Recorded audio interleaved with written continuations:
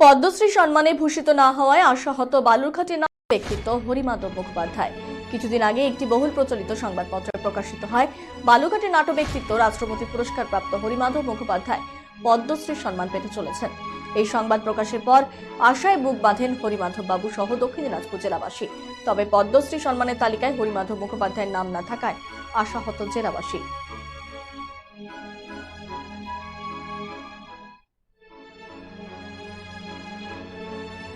বাতিল হলো।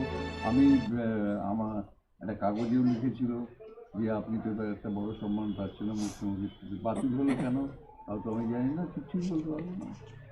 এগুলো আমার থেকে জিজ্ঞেস করে কোনো লাভ আছে?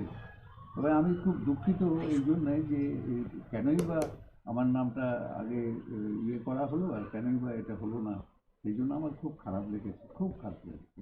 কাগজে কাগজে লেখাও হয়েছিল এটা নিয়ে। কী বলবো, এই তো সব মর্জির ব্যাপার, আমি কিছু যাই হোক, যা খুশি তাই হোক। আর এই বয়সে কি অবদান পেলাম না ব্যাস মিটে গেল।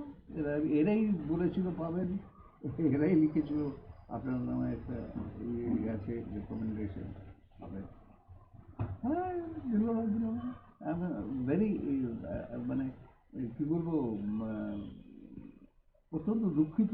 মানে কেন এসব লেখা হয় আগে, আর কেন এগুলো মানে বঞ্চিত করা হয়, কেনই বা